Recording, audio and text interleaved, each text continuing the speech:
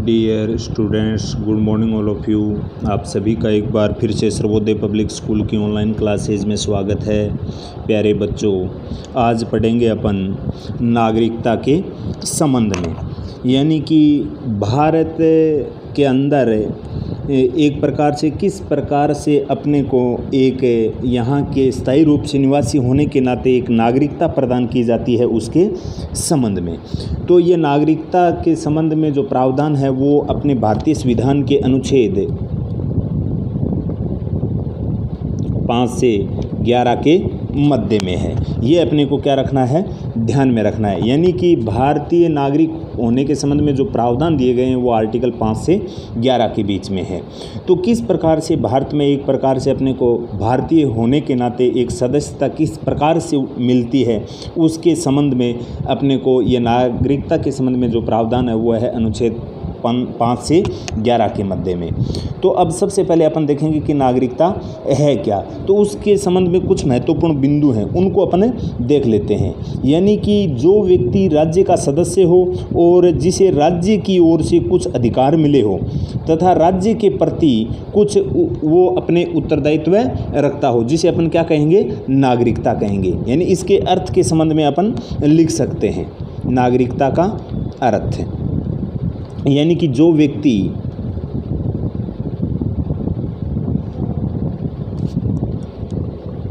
राज्य का सदस्य हो और राज्य की ओर से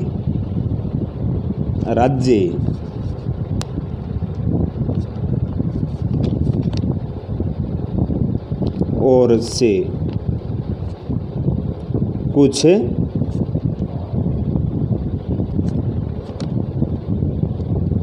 अधिकार मिले हो एवं राज्य के प्रति कुछ उसके क्या हो, उत्तरदायित्व हो।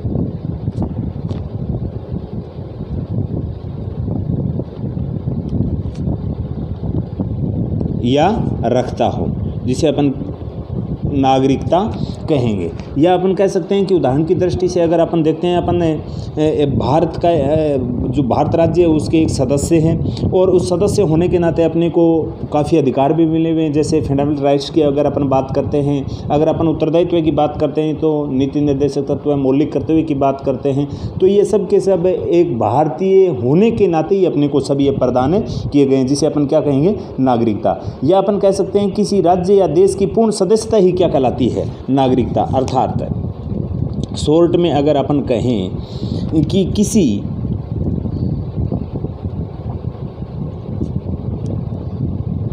राज्य अथवा देश की पूर्ण सदस्यता ही नागरिकता कहलाती है। ये अपने को क्या रखना है, ध्यान में रखना है, क्योंकि अपन भारत के एक नागरिक होने के नाते अपने को ये सब के सब अधिकार मिले हुए हैं। और अपने भारत ये नागरिकता से अगर अपन देखें भारत के दृष्टिकोण से, तो नागरिकता का ये भी अभिप्राय लगाया जा सकता है कि राजनीतिक समुदाय की पूर्ण अथवा समान सदस्यता, जिसमें किसी भी प्रकार का कोई भेदभाव नहीं हो और राष्ट्रों में अनेक सदस्यों को एक सामूहिक राजनीतिक पहचान के साथ कुछ अधिकार भी दिए जाते हैं। इसके लिए हम अगर अपन बात करते हैं विभिन्न राष्ट्रों के संबंध में, तो भारत की बात कर लेते हैं, जापान की कर लेते हैं, जर्मन की कर लेते हैं। तो इसमें एक प्रकार से जिस देश के जो सदस्य हैं, या अपन कह सकते हैं जो लोग जिस देश के नागरिक हैं, उनको वो संपूर्ण अधिकार प्रदान करता है वो राज्य। तो ये सब के सब इस नागरिकता में आ गए। अब देखते हैं अपन विदेशी, जो व्यक्ति किसी अन्य राज्य के नागरिक होते हैं और अस्थायी रूप से दूसरे देश में आए हो, तो उसे अपन क्या कहते हैं, विदेशी कहते हैं। ये भी अपने को ध्यान में रखना है।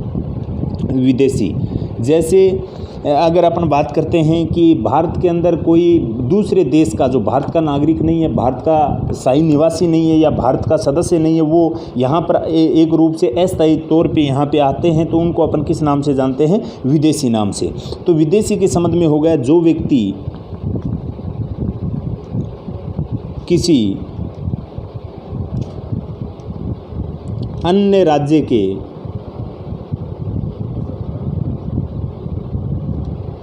नागरिक होते हैं और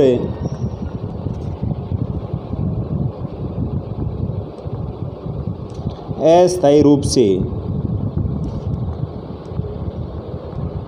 दूसरे देश में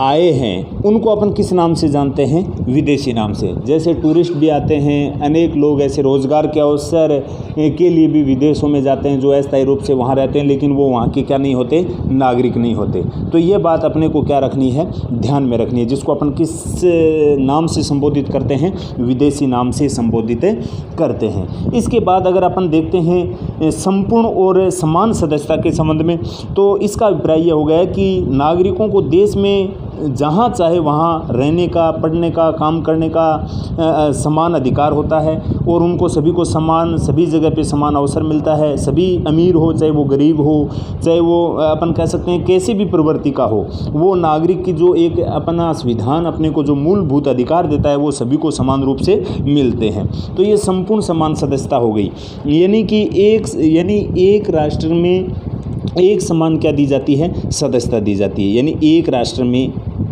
एक राष्ट्र या राज्य में एक समान नागरिकता प्रदान की जाती है। तो ये भी अपने को ध्यान में रखना है, यानी नागरिकता के आधार पर किसी के साथ किसी भी प्रकार का कोई भेदभाव नहीं किया जाता। तो ये एक अच्छा क्वेश्चन यहाँ से अपने सामने उभर कर आता है कि किसी के साथ किसी भी प्रकार का कोई भेदभाव नहीं किया जाना चाहिए, वो गरीब हो अमीर हो, नागरिकता के संबंध में सबको समान अधिकार प्रदान किया गया है। अब बात एक यहाँ एक और भी आती है कि एक प्रकार से जैसे भारत की अगर अपन बात करते हैं तो भारत में एक इकहरी नागरिकता है। इकहरी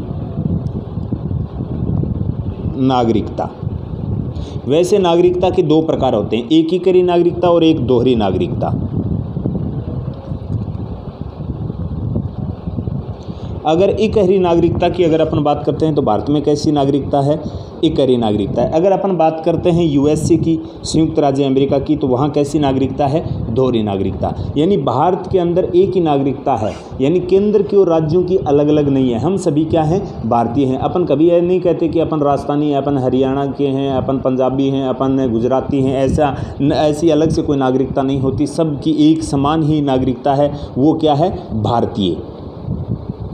अपन सब क्या हैं? भारतीय हैं। और अगर अपन बात करते हैं यूएसए की, संयुक्त राज्य अमेरिका की, तो वहाँ दोहरी नागरिकता का प्रावधान है, यानी राज्य की अलग से और केंद्र की क्या है? अलग से। जैसे यूएसए की तो एक अलग हो गई और वहाँ जो प्रत्येक स्टेट है, वहाँ 50 स्टेट हैं, तो 50 स्टेट की अलग अलग है, वहाँ की नागरिकता अलग अलग है, तो वहाँ पे अलग अलग नागरिकता है। तो राज्य की अलग से, केंद्र की अलग से है, तो वो कौन सी हो गई? दोहरी नागरिकता हो गई। जैसे उदाहरण की दृष्टि से अपन देखते हैं, अगर भारत में अगर अपन बात करें इकहरी नागरिकता है, अगर इकहरी नागरिकता की जगह अगर एक अपन कल्पना करें कि हिंदुस्तान में दोहरी नागरिकता होती तो राज्य की अलग से होती, जैसे अपन राजस्थान के हैं तो राजस्थान की अलग से होती, और जो ये अपना केंद्र है उनकी क्या होती? अलग से। हरियाणा है उनकी अलग से होती, पंजाब है उनकी अलग से होती, केंद्र की अलग से होती, तो वो दोहरी नागरिकता है। लेकिन हिंदुस्तान में ऐसा नहीं है। हिंदुस्तान में कैसी नागरिकता है? इकहरी नागरिकता। और यूएसए की अगर अपन बात करते हैं तो वहाँ कैसी नागरिकता है?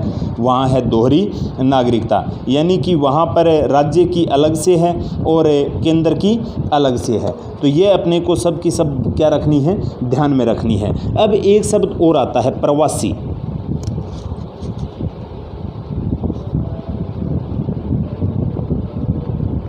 प्रवासी के संबंध में, तो प्रवासी के संबंध में अगर अपन बात करते हैं तो प्रवासी वो होते हैं जो काम की तलाश से एक शहर से दूसरे स्थान पर जाते हैं या एक देश से दूसरे देश की ओर जाते हैं, तब उनको अपन क्या कहते हैं? प्रवासी कहते हैं।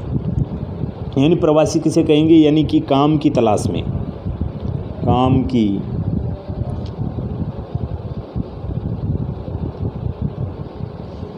तलाश में लोग एक शहर से दूसरे शहर, या अपन कहें एक देश से